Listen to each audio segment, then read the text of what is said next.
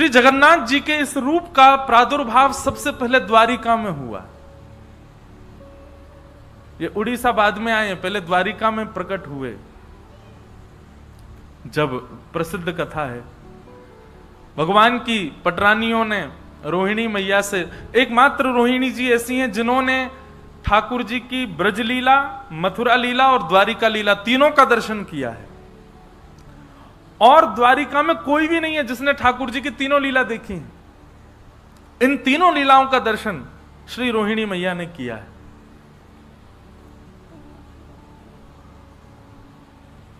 तो एक दिन भगवान की सब पटरानियों ने रोहिणी मैया से कहा कि हमको ब्रज लीला सुनाओ।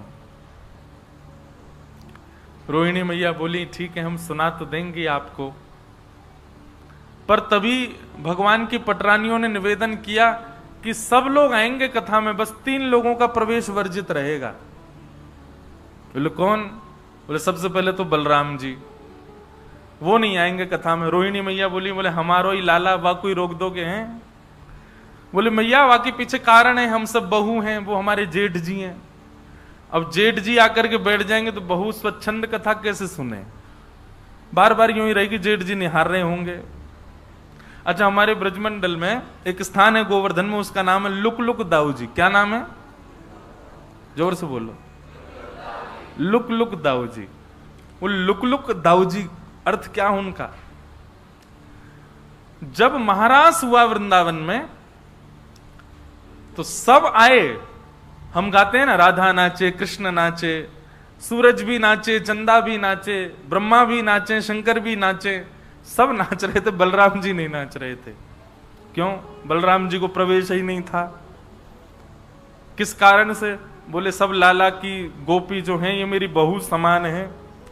अब जैसे ही बलराम जी प्रवेश करने लगे, गोपियों ने सबने घूंघट कर लिया, सब किनारे खड़ी होंगे, जेठ के सामने थोड़ी नाचेंगी हम। सब देवी देवता आ गए, गोपियों ने लज्जा नहीं की, लेकिन बलराम जी के आते सब सहम गए। तो फिर बलराम जी संकोच के मारे गिरिराज जी पर चले गए और श्री गिरिराज जी पर जाकर के सुंदर वृक्ष वल्लरियों के बीच में बैठ करके छुप करके वहां से लुक लुक, मतलब वहां से ऐसे छुप करके देख रहे हैं रास, इसलिए उनका नाम पड़ गया look look Dau ji, Shri look look Dau ji महाराज। तो सब भगवान की पटरानियों ने कहा, बोले मैया सब बैठेंगे कथा में लेकिन दाऊ जी नहीं आएंगे। क्यों? बोले हमारे जेठ जी हैं, उनके सामने लज्जा होगी हमको। दूसरी सुभद्रा जी नहीं आएंगी। बोले क्यों नहीं आएंगी? सुभद्रा जी ने क्या? बोले सुभद्रा जी बड़ी चंचल स्वभाव की हैं, कोई कथा सुनना होगा, बेचारे के भाव आ गए तो वो उसी के पास, तुम रो रही हो। अरे भाई, कथा में किसी को भाव आ जाए उसको छेड़ो नहीं, उसको रोन दो। थोड़ा बहुत भाव कथा में आए तो उसको करने दो। सुभद्रा जी का स्वभाव बड़ा चंचल है, वो प्रेम से कथा सुनने नहीं देंगी, इसलिए सुभद्रा जी को भी वर्ज्य रखो कथा से। और तीसरे? बोले तीसरे द्वारिकाधीश, ये भी कथा नहीं सुनने देंगे। क्यों?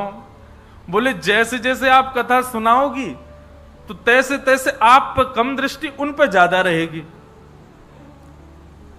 आप जैसे सुनाओगे कन्हैया ने ऐसे माखन खाया, तो हम सब वही कन्हैया का चिंतन वैसे मन में ना करके उन्हीं को अच्छा आपने ऐसा किया, तो फिर कथा में विक्षेप आएगा। वो कथा में स्वरूप होता है कि व्यास जी की तरफ ही दृष्टि होनी चाहिए। इसीलिए हम कई कथाओं में ज्यादा झांकी वगैरह नहीं मंगवाते कथा में। क्यों? क्योंकि भाई श्रोताओं का पूरा ध्यान वहीं चला जाता है। बोले ओहो ये वामन भगवान आ गए, अब नरसिंह भगवान आ गए, कई जगह सुदामा जी भी आ जाते हैं।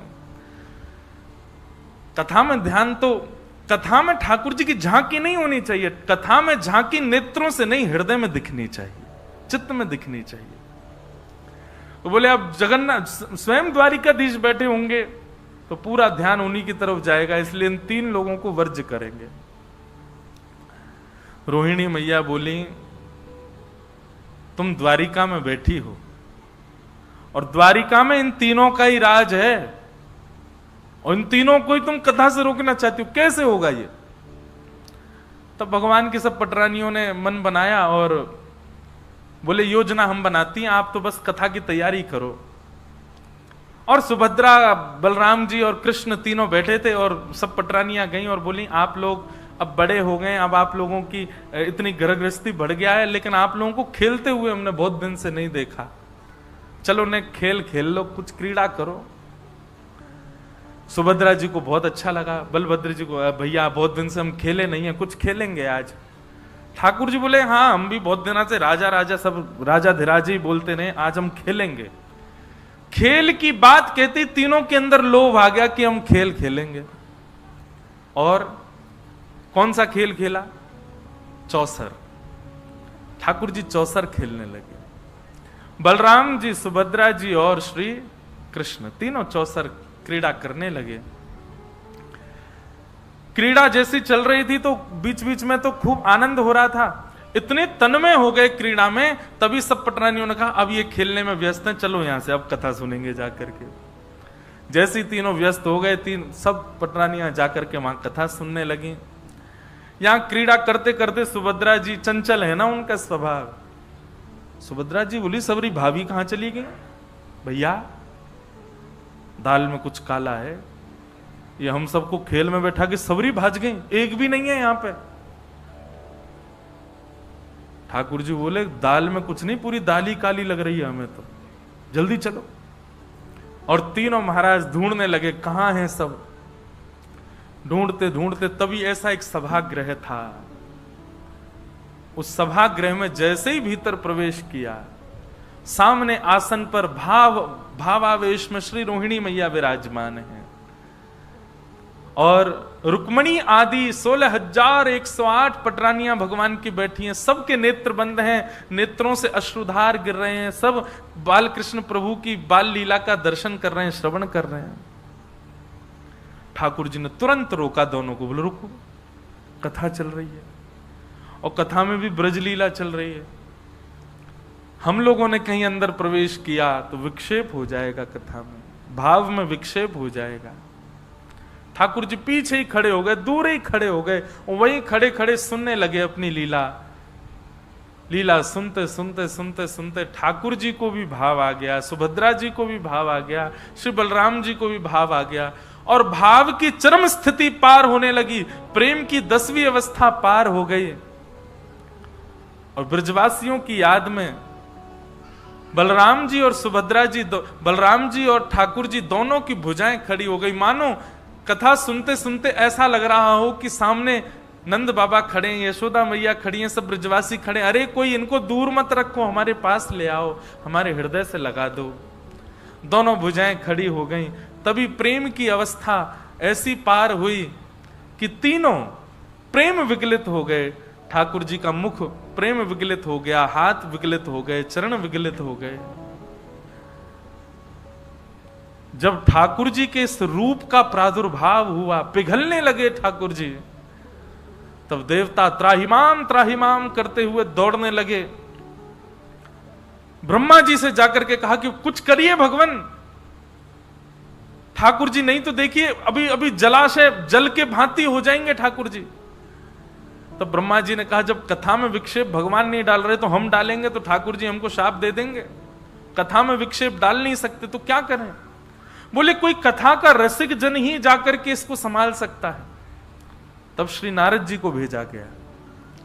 नारद जी महाराज आए और आकर के बड़े धीमे से रोहिणी मैया को कहा कि हे मैया, यदि आप थोड़ी देर और बोलती रही ना तो द्वारिकाधीश बलराम जी और सुभद्रा जी तीनों जल के रूप में ही मिलेंगे, रस के रूप में ही मिलेंगे, आपको प्रत्यक्ष दर्शन नहीं कर पाओगे। रोहिणी मैया ने सामने देखा, तीनों पिघल गए हैं, मुख पिघल गया, हाथ पिघल गए, पैर पिघल गए, वहीं कथा को रोक दिया। ठाकुर जी तो जिद करने लगे और सुनाओ अपनी ही लीला, पर तब रोहिणी जी ने कहा नहीं, अब कथा इससे आगे नहीं होगी। लेकिन नारद जी ने जाकर के प्रणाम किया और प्रणाम करते हुए महाप्रभु जी से प्रार्थना की, भगवान आपके स्वरूप की बलि बलि जाऊं, बस अनुग्रह इतना कर दीजिए। अभी तो आप अपने पूर्ण रूप में आ जाइए, अभी तो लीला चल रही है, परंतु इस रूप को कलयुग के लोगों को प्रेम की अवस्था समझाने के लिए, कथा की महिमा बताने के लिए, प्रेम के स्वरूप को दर्शाने के लिए और आपका भक्तों के प्रति, ब्रजवासियों के प्रति कैसा प्रेम है उसको दिखाने के लिए, नाथ आपका ये स्वरूप कलिकाल में प्रकट हो और प्रकट हो करके जीव मानस का कल्याण करे। फिर स्वरूप तो ठाकुर जी का ये अनादि है, जगन्नाथ रूप कोई कलयुग का नहीं है, कोई सतयुग त्रेता, ये तो अनादि है। इसका कोई एक भाव नहीं कि उसी युग का है, अनंत है जगन्नाथ भगवान का स्वरूप। लेकिन कलयुग में मेरे और आपके ऊपर कृपा करने के लिए, इंद्रद्युम्न राजा पर अनुग्रह करने के लिए भगवान प्रथम तो नील माधव के रूप में आए और फिर नील माधव रूप से अंतर्ध्यान होकर के इंद्रद्युम्न राजा पर कृपा करने के लिए भगवान दारू ब्रह्म श्री जगन्नाथ के रूप में, वही स्वरूप जो द्वारिका में कथा सुनते सुनते प्रकट हुआ था, वही स्वरूप यहां व्यवस्थित हुआ। बोलो जगन्नाथ महाप्रभु की। कथा सुनते सुनते ऐसे हो जाएं, तब समझो कि कथा सुनी है। ये कथा के श्रोता का दर्शन है। हम आप जैसे हैं वैसे ही रह जाते हैं। इसका मतलब ये नहीं कि आपकी आंख नाक सब पिघल जाएं। पिघलने का मतलब केवल तन का पिघलना नहीं होता है, हृदय विगलित हो, प्रेम विगलित हो। हम सबसे बड़े श्रोता पूरे ब्रह्मांड के यदि कोई हैं तो वो श्री जगन्नाथ जी हैं। ऐसे महाप्रभु जी को हम प्रणाम करते हैं।